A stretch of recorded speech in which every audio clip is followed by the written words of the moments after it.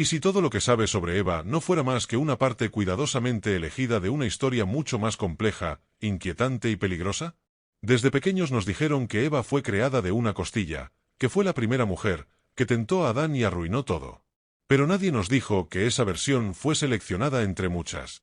Que debajo de esas palabras hay otra historia, escrita en hebreo antiguo, apenas visible entre las líneas, pero con el poder de voltear todo lo que creemos entender sobre los orígenes de la humanidad. Porque hay algo que no se menciona. Algo que fue borrado. Un detalle que se ha silenciado por siglos, como si alguien supiera que, si salía a la luz, millones de personas empezarían a cuestionar lo incuestionable. Los rabinos más antiguos hablaban en susurros sobre pasajes que desaparecieron.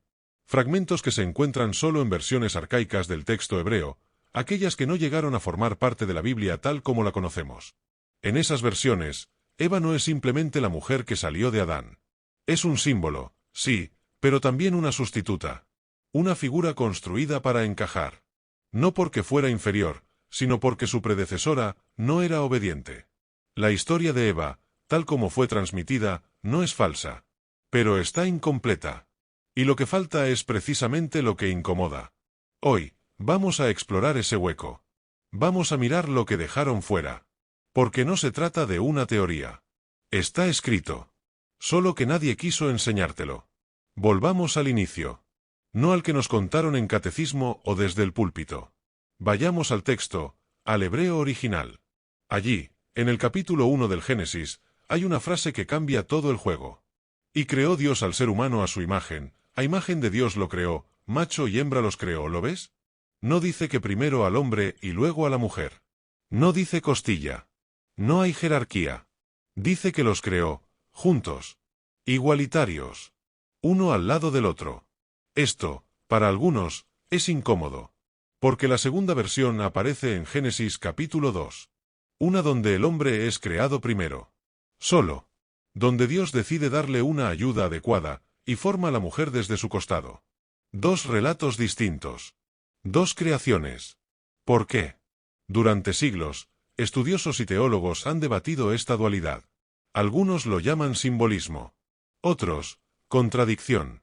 Pero hay una tercera posibilidad que pocos se atreven a mencionar, que el primer relato habla de una mujer diferente. De una figura que fue eliminada de la historia oficial porque su existencia cuestionaba todo.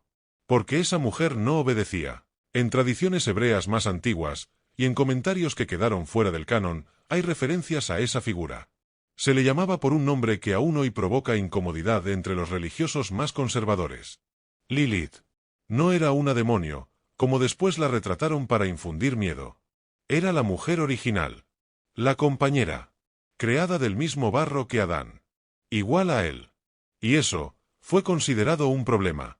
Según los relatos más antiguos que sobreviven fuera del canon, Lilith fue la primera mujer.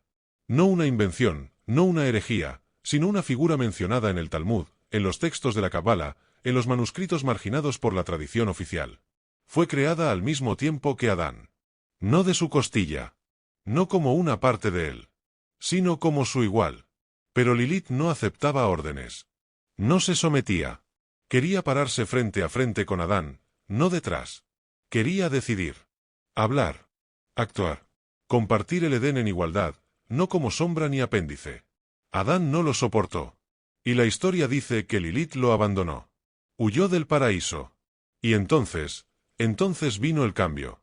Dios, según estos textos olvidados, crea a Eva. Pero esta vez no del barro. Esta vez, desde el cuerpo del hombre. Para que no lo cuestione. Eva no fue la primera. Fue la segunda. Fue la aceptada. Y Lilith, la borrada. ¿Por qué? Porque Lilith representa lo que el sistema no podía permitir, una mujer con voz propia. Una mujer que no espera ser guiada, sino que decide su rumbo. Esa historia no la escuchaste en la iglesia. No está en la Biblia que dejaron sobre tu mesa. Pero en las raíces del texto hebreo, aún permanece. Cuando vuelves al hebreo original, algo queda claro, las palabras que se usan no son las que te tradujeron. En el capítulo 1 del Génesis, cuando dice que Dios creó al hombre, la palabra utilizada no es Adán como nombre propio. Es Adam, en minúscula, que significa ser humano o humanidad en general. Y cuando dice que los creó macho y hembra, las palabras son Zachar y Nekeba, términos biológicos que no implican jerarquía ni secuencia. Pero en el capítulo 2, de repente aparece un cambio. Aparece Adán como individuo, con artículo definido. Aparece el cuerpo, el jardín, la soledad, y luego la famosa costilla. Pero incluso eso está mal traducido. La palabra hebrea utilizada no es literalmente costilla. Es chela, que también puede significar lado o parte lateral. ¿Y si no fue una costilla? ¿Y si lo que el texto realmente dice es que Eva fue tomada de uno de los lados de Adán? Como si el ser humano original fuera uno con dos mitades, y de allí se separaron. Macho y hembra. Dos entidades que eran una. ¿Te das cuenta de lo que eso implica? No una jerarquía. No una creación inferior. Sino una división. Una separación que da origen a dos seres completos. Pero incluso esa interpretación se ha desviado. Porque convenía una narrativa en la que Eva naciera subordinada. En la que su existencia fuera consecuencia, no propósito. Y así, palabra por palabra, el relato fue perdiendo lo que realmente decía, y ganando lo que algunos querían que dijera. Cuando Lilith dejó el Edén, no fue expulsada. No fue castigada. Fue una elección. Ella decidió no quedarse en un lugar donde no era respetada. Y eso, para los antiguos, fue imperdonable. ¿Cómo se atrevía una mujer a desobedecer al primer hombre? ¿Cómo se atrevía a dejar el paraíso por voluntad propia? La historia cuenta que Lilith se marchó hacia el Mar Rojo, una región simbólica de caos, frontera entre el mundo de Dios y los dominios oscuros. Y fue ahí donde empezaron las leyendas. Allí es donde comienzan a decir que se convirtió en un demonio, que engendraba criaturas oscuras, que atacaba a los niños en la noche. Pero hay que entenderlo. La historia fue escrita por los vencedores. Y Lilith fue convertida en monstruo porque representaba una idea peligrosa, el derecho de decir no. En vez de borrarla por completo, la convirtieron en advertencia. En una pesadilla. En algo que debía ser temido, no seguido. Pero detrás de ese disfraz demoníaco, muchos estudiosos han visto otra cosa. Una figura trágica. Una mujer incomprendida, perseguida, transformada en mito para que nadie quisiera ser como ella. Lilith no fue destruida. Fue transformada en símbolo del caos, para proteger el orden impuesto. Mientras tanto, Eva fue formada con delicadeza, moldeada desde el hombre, recibida como regalo, presentada como compañía. Una mujer que no se iría. Una mujer que aceptaría el paraíso con las condiciones que otros establecieron. Pero incluso Eva, con toda su dulzura y obediencia inicial, representa algo mucho más profundo de lo que te contaron. Porque Eva, en su aparente sumisión, termina siendo la que despierta. La que abre los ojos. La que busca el conocimiento. En la narrativa del Edén, el árbol del bien y del mal no es simplemente una manzana prohibida. Es la conciencia.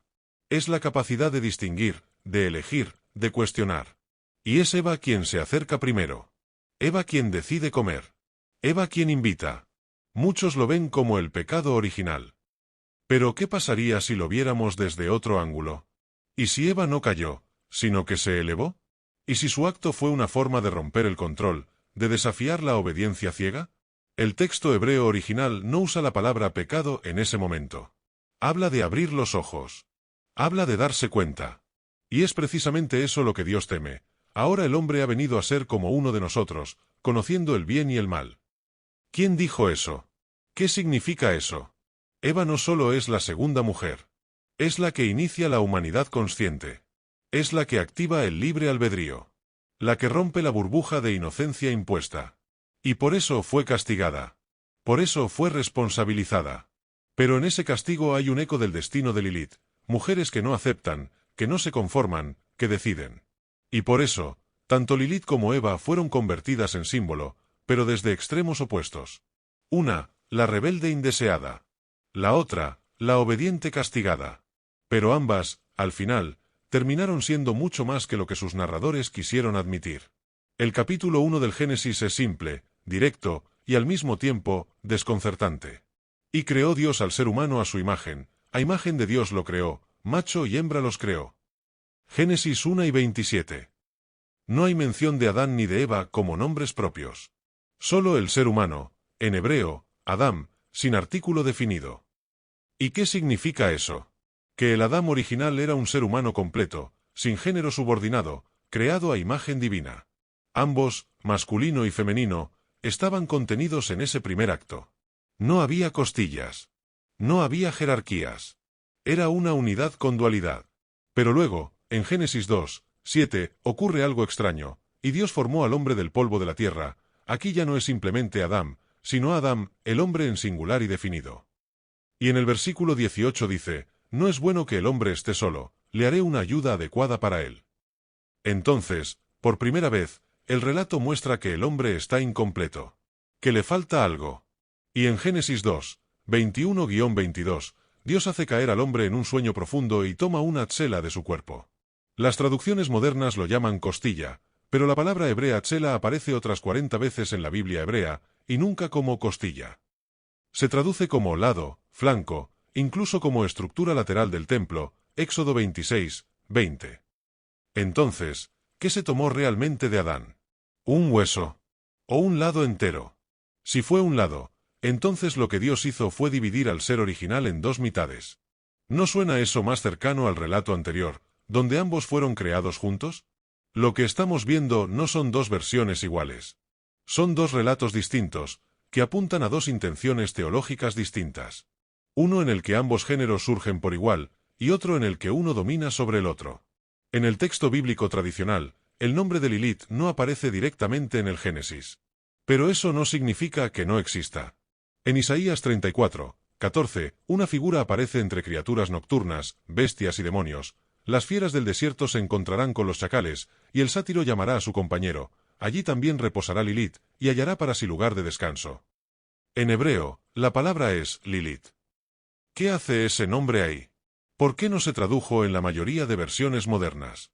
Algunas Biblias simplemente la llaman criatura nocturna o búho, como si estuvieran evitando nombrarla. Pero en la tradición judía antigua, Lilith no era un ave. Era un ser femenino. Una mujer primordial. Y ese versículo no habla de una fábula, sino de una advertencia. Según el alfabeto de Ben Sira, texto hebreo del siglo X basado en fuentes más antiguas, Lilith fue la primera esposa de Adán. Creada del mismo barro. Con igualdad. Pero cuando Adán exigió estar por encima de ella, ella lo rechazó y pronunció el nombre secreto de Dios, volando fuera del Edén. El nombre de Dios, en la tradición mística hebrea, es considerado una fuente de poder. Y que Lilith lo conociera y lo usara, la convirtió en una figura temida. Lo más inquietante no es que la hayan borrado del Génesis. Es que aparece en las sombras. Como si su presencia estuviera escondida, pero viva. Los comentarios del Zohar, el texto base de la Cábala, también la mencionan como la esposa rebelde de Adán, convertida en símbolo del caos femenino, no por maldad, sino por negarse a obedecer. Entonces sí, Lilith estuvo allí. No como personaje de cuento, sino como eco de una verdad incómoda que la tradición decidió enterrar, para preservar el orden que le convenía. Génesis 2:22 dice, y de la tsela que Jehová Dios tomó del hombre, hizo una mujer, y la trajo al hombre. El verbo usado para hizo no es el mismo que se usó antes para crear al hombre del polvo, yatzar. Aquí se usa el verbo bana, que significa literalmente construir, edificar o incluso dar forma como a una estructura.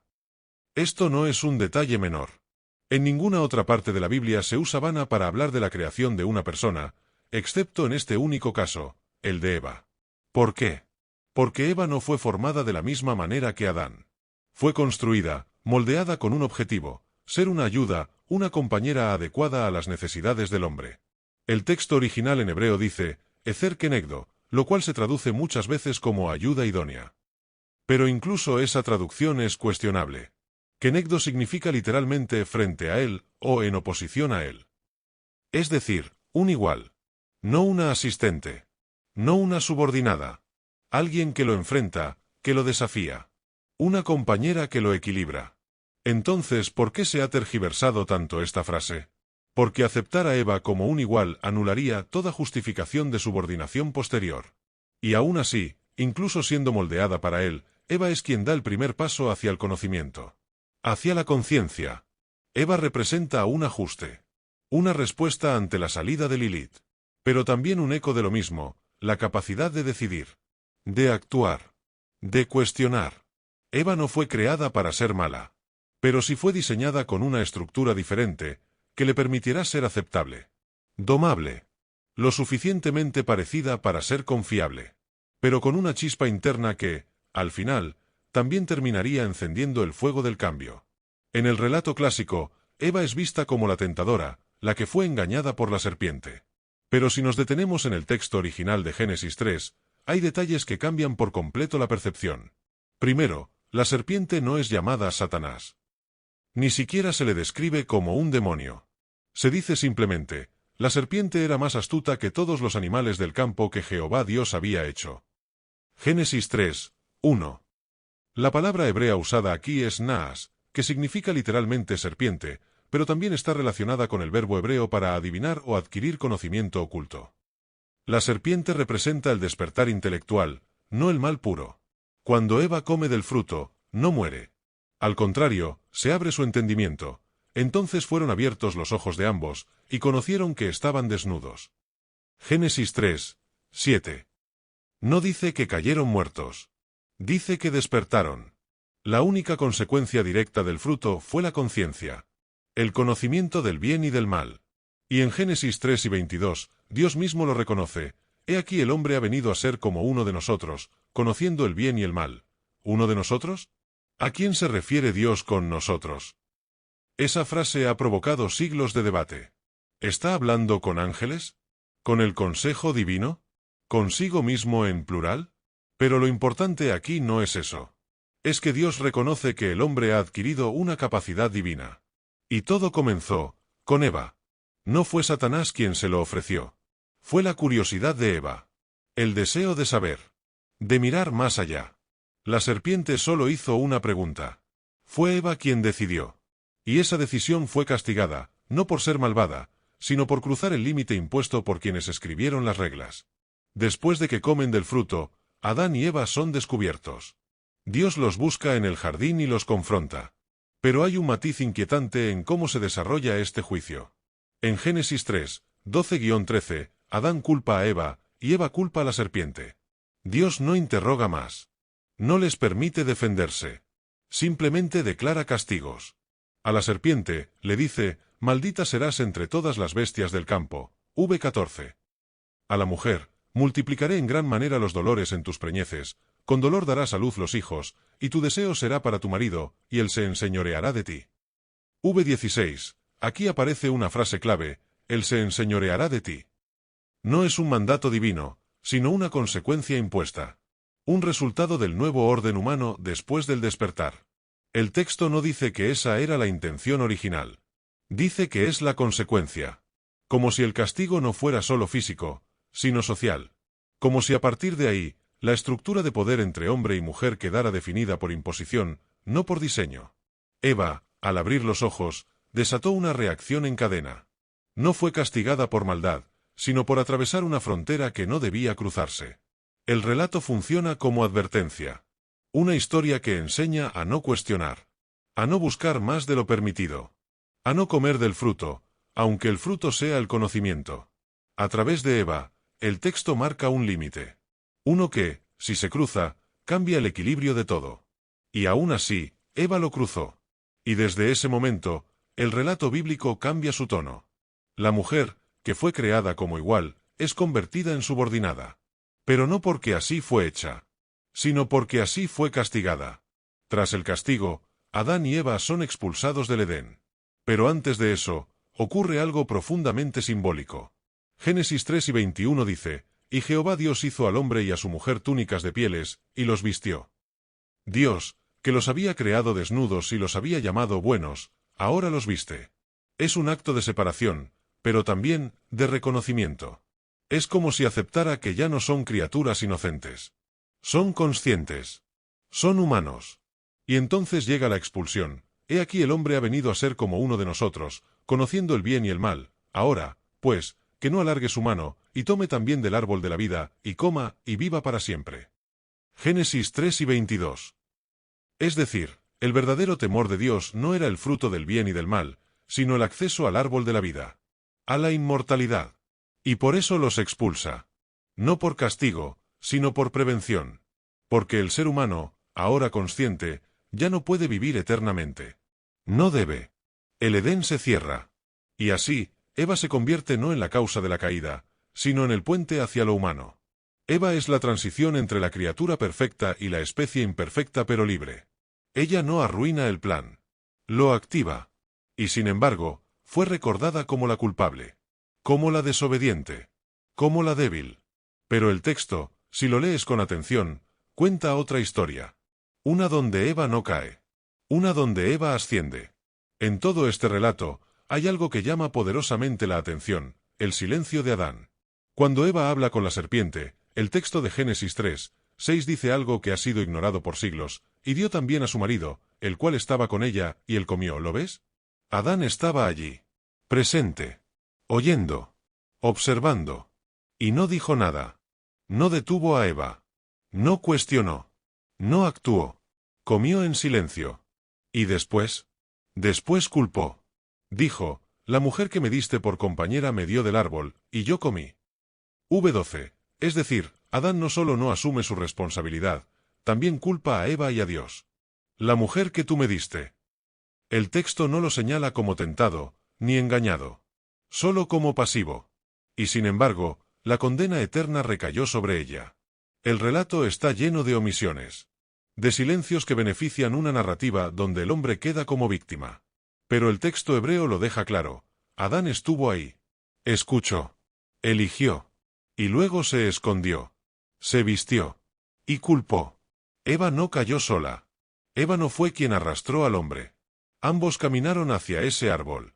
Pero solo a ella se le recuerda por hacerlo. ¿Por qué? Porque su decisión fue activa. Porque su voz fue la primera. Porque, desde la perspectiva de quienes luego estructuraron la teología, eso era lo imperdonable. Después de la expulsión del Edén, uno pensaría que Eva desaparecería como figura. Pero lo contrario ocurre. En Génesis 4:1, aparece un momento crucial. Conoció Adán a su mujer Eva, la cual concibió y dio a luz a Caín, y dijo: he adquirido varón con la ayuda de Jehová. Y poco después da a luz a Abel. Eva es nombrada por primera vez como madre. No solo biológica, también simbólica. Su nombre, Javá, en hebreo, proviene de la raíz Abá, que significa vivir. Es decir, Eva significa vida. ¿Cómo es posible que la figura culpable de la caída también sea reconocida como la madre de todos los vivientes? Génesis 3:20. Aquí hay una tensión profunda. El mismo texto que castiga a Eva, también la coloca como origen de la humanidad. Como portadora de vida. Como la primera en abrir los ojos. Como la primera en gestar. La primera en experimentar el dolor, pero también la creación. Eva no fue destruida. Fue elevada. Silenciosamente. El lenguaje bíblico lo hace sin alardes, sin ceremonias. Pero allí está. En su nombre. En su función. En su acto de traer al mundo al primer hijo, y al segundo. Pero también al primero en matar. Y al primero en ser asesinado. Eva es el espejo donde se refleja la gloria y la tragedia de lo humano. Y eso la convierte en mucho más que una costilla. Eva, al igual que Lilith, representa una verdad que incomoda. En ambos casos, su existencia está marcada por un acto de decisión propia. Lilith, por no someterse. Eva, por querer saber. Ninguna de las dos fue obligada. Ninguna de las dos fue engañada por completo. Y eso es lo que más molesta a las narrativas que necesitan obediencia. Porque si una mujer elige con libertad, entonces tiene poder. Y si tiene poder, entonces no puede ser controlada. Por eso Lilith fue demonizada. Por eso Eva fue degradada. Pero el texto original, ese que muchos no se atreven a leer con ojos abiertos, no las presenta como villanas. Las presenta como agentes. Como iniciadoras. Como figuras que abren caminos. En el caso de Eva, ese camino fue el de la humanidad misma. La conciencia. El dolor. La vida. En el caso de Lilith, fue el exilio. La soledad. La independencia absoluta. ¿Por qué, entonces, se nos enseñó a temerlas? ¿A callarlas? ¿A verlas como símbolo de caída? Porque el poder que no se puede controlar, se oculta. Y el secreto que no se puede borrar, se distorsiona. Así fue con Eva. Así fue con Lilith. Así ha sido con cada historia que incomoda a quienes dictan lo sagrado. Pero hoy, ese velo comienza a caer. Y tú ya estás viendo lo que durante siglos te ocultaron. La figura de Eva no desaparece con el Génesis. Su sombra recorre toda la Biblia, aunque apenas se la nombre. En ningún otro pasaje se relata directamente su historia, pero su legado se convierte en símbolo. En 2 Corintios 11:3, Pablo dice, pero temo que como la serpiente con su astucia engañó a Eva, vuestros sentidos sean de alguna manera extraviados de la sincera fidelidad a Cristo. Aquí aparece la idea de Eva como símbolo de desvío. Ya no como persona, como arquetipo. Pero este uso no es casual. Es parte de una reinterpretación teológica que convierte a Eva en el origen del error humano. Y sin embargo, en 1 Timoteo 2, 13-14, se remarca, porque Adán fue formado primero, después Eva, y Adán no fue engañado, sino que la mujer, siendo engañada, incurrió en transgresión. Este versículo es clave para entender cómo la figura de Eva fue usada para justificar el silencio de la mujer en la comunidad cristiana primitiva. Pero, ¿no contradice esto el relato de Génesis? ¿Acaso no dice el texto que ambos comieron? ¿Y que Adán estuvo presente? La Biblia no se contradice. Pero los hombres que interpretan, sí. Porque no fue Dios quien condenó a Eva como símbolo del mal. Fueron los intérpretes. Fueron los que decidieron qué partes destacar y cuáles callar. Así, Eva pasó de ser madre de todos los vivientes a ser considerada la que trajo la muerte. De dar vida, a cargar con la culpa. No por lo que hizo, sino por lo que representó. El despertar. La voz. La elección. Lilith y Eva, aunque nunca aparecen juntas en el texto oficial, forman un espejo perfecto. Una fue la figura rechazada, desterrada por ser libre. La otra, moldeada para ser aceptada, y castigada por elegir. Pero ambas cargan con un mismo pecado a los ojos de quienes escribieron la historia, el de la voluntad propia. Lilith, al pronunciar el nombre secreto de Dios y huir. Eva, al tomar el fruto y compartirlo. Ninguna esperó instrucciones. Ninguna pidió permiso. Y por eso, ambas fueron silenciadas. Pero el silencio, cuando se extiende por siglos, se convierte en eco. En el arte medieval, en los grimorios, en las tradiciones orales hebreas, Lilith aparece como sombra en la noche. Como figura femenina que entra a los hogares. Pero no para hacer daño, sino para recordarle al mundo que existió. Que fue. Que eligió. Y Eva, por su parte, quedó atrapada en un molde que no le pertenece. La mujer sumisa, obediente, que aún así fue castigada. Pero el texto bíblico la describe como fuerte. Capaz. Capaz de engendrar, de sufrir, de continuar. De nombrar. De caminar fuera del Edén con la cabeza en alto. En el relato apócrifo del libro de Adán y Eva, Eva es la que clama, la que ora, la que enfrenta el dolor de perder a un hijo y de ver a otro convertirse en asesino. No es una mujer rota. Es una mujer que resiste. Ambas, Eva y Lilith, son reflejos de lo que fue prohibido, una mujer consciente, libre, no moldeada por el miedo. Y ese reflejo, aunque intentaron borrarlo, sigue mirándonos desde el otro lado del texto. En todo este relato, hay un hilo que se repite, el miedo al conocimiento en manos de la mujer. El Edén, el fruto, la serpiente, el despertar, todo está tejido alrededor de un acto de conciencia femenina.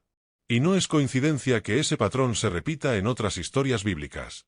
En Éxodo 1, cuando el faraón ordena matar a los recién nacidos hebreos, son las mujeres, las parteras, quienes desobedecen. En Éxodo 2, es la hermana de Moisés quien vigila su cuna entre los juncos, y es la hija del faraón quien lo rescata. Mujeres que actúan, que deciden, que protegen lo sagrado. En Jueces 4, es Débora quien lidera a Israel. En 2 Reyes 22, es la profetisa Hulda quien interpreta la ley perdida. En los Evangelios, son mujeres las primeras en ver al Cristo resucitado. Y todo esto, ¿por qué importa? Porque demuestra que el texto bíblico, a pesar de los filtros, sigue dejando huellas de esa verdad incómoda, que el conocimiento, la decisión y el despertar también están en manos de la mujer. Y eso se remonta a Eva. A ese momento donde, en un solo acto, rompió el ciclo de obediencia y activó el ciclo de la conciencia. Eva no fue el error. Fue la chispa. Fue la primera portadora del misterio. Y ese misterio, el que oculta el texto hebreo, no es oscuro ni maldito. Es simplemente demasiado libre para quienes querían controlarlo. Volver al texto hebreo no es solo un ejercicio académico. Es una forma de abrir los ojos. De regresar a una voz que fue silenciada. En hebreo, las palabras no son solo significantes, son portadoras de intención, de estructura espiritual.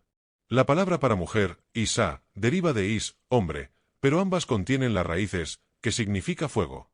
El relato de Génesis 2 y 23 dice, «Esto es ahora hueso de mis huesos, y carne de mi carne, esta será llamada Isá, porque de Lis fue tomada». Y sin embargo, ese juego de palabras hebreo no aparece en ninguna otra cultura. Solo allí.